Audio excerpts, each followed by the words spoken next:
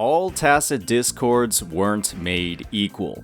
Some are simply worse than others in every single way. Some have complete damage immunity to an element. Some have spawns out in the middle of nowhere. Some are a complete waste of time to farm compared to others. Whatever the issue, these echoes aren't efficient at all. There are some echoes in particular that you should never grind unless you love more RNG in your drops or you've cleared out every other mob on the map. Today we'll be discussing the worst tacit discords in Wuthering Waves. These echoes are significantly worse than others for a simple reason. They make your echo grind far longer and more tedious than it has to be. Among all the echoes in the game, 1 costs are typically the easiest to farm, with the most spawns out of any mob and spawns in groups of 3 to 4. Traversing the overworld and clearing the map will result in the player clearing a large number of these enemies. As a player farms for echo sets to gear their characters, they'll farm even more of these enemies in search for their best in slot Sonata sets.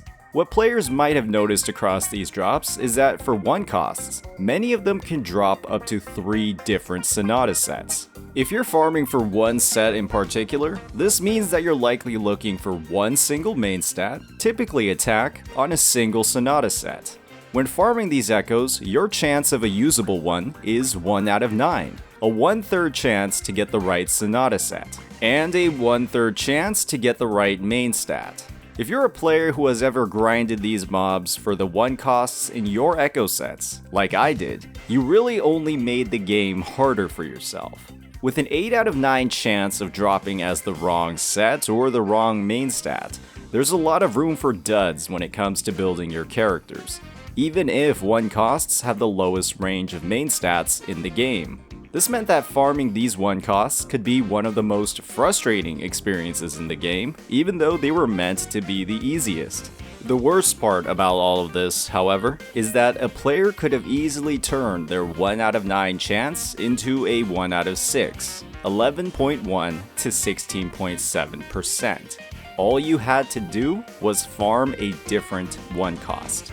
Not immediately clear from the databank and codex in-game, many 1 costs can drop up to 3 different Sonata sets. There are also many 1 costs that drop only 2. Mobs like the Electro Predator, Hooscamp, and Kerpuff can make the gearing process across your roster far more efficient, simply because you have a much higher chance of receiving your on-set pieces.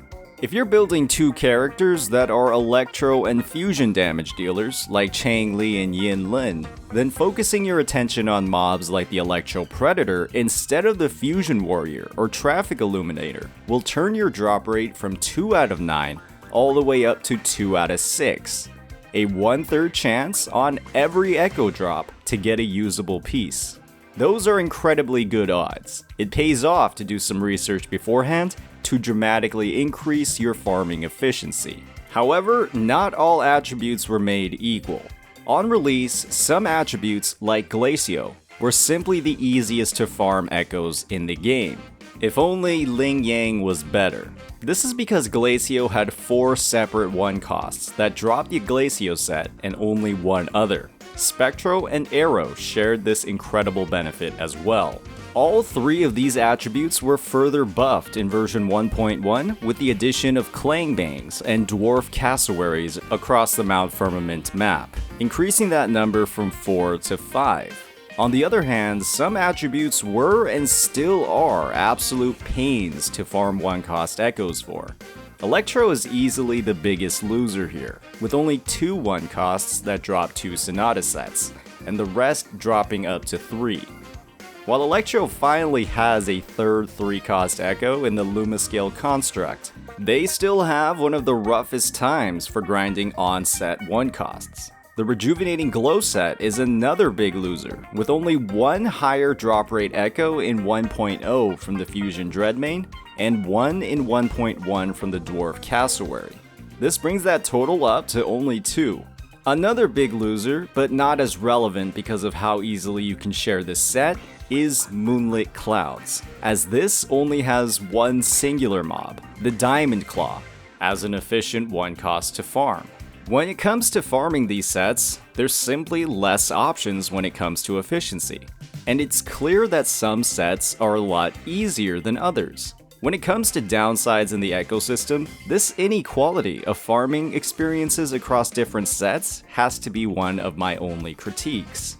However, we've already seen that map expansion brings new mobs and new echoes. There's only room for improvement here to balance out the Sonata drop rates and make several sets, like the Electro, Fusion, and Support sets, a lot easier to farm. Kuro is listening to this criticism, and we can see that they're making active changes. It was a great sign that all of version 1.1's new one-cost mobs, the Clangbane, Cassowary, and Firebug, only had 2 Sonata sets on their drop table. It makes these mobs a lot more desirable to farm and encourages more map exploration. It's highly likely that we'll be seeing new mobs with sets that support the new characters that they're released with Clangbangs and Firebugs paired with Jin Si and Chang Li respectively. However, there are still some circumstances where it could be advantageous to farm one costs that drop 3 sets. You could be building 3 characters at once, and all of those sets could be useful. Mobs like the Havoc Prism, for example, could be worthwhile to farm if you're building Yinlin, Jin Si, and Havoc Rover at the same time. There isn't any mob that drops the Spectro and Electro set at the same time.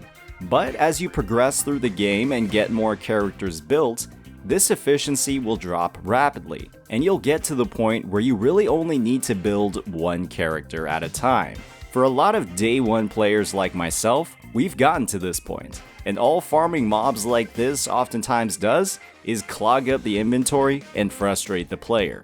Overall, one costs, despite having the lowest range of main stats, can be a little bit complicated to farm. Keeping in mind what sets drop from what mob can help streamline your grinding process to focus on the most efficient routes possible. A 1 out of 9 to a 1 out of 6 might not look huge on paper, but in practice, it yields some great results.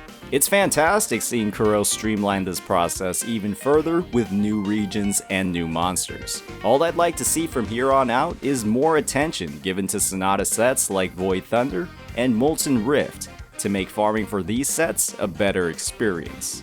There's even a chance, if players are really getting burnt out by the grind, to add one-cost echoes that only drop 1 Sonata set, like Kuro has done for Spectro 3 costs. It might be a bit early on in the game's life cycle to see this much of a quality of life buff, but for a set like Void Thunder, it might make sense. Hopefully this overview was helpful in highlighting how you might farm for echoes better and what specific sets are the easiest to farm.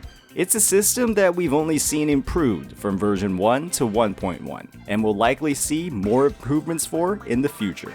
If you enjoyed this content, please hit that like and subscribe button. Peace out.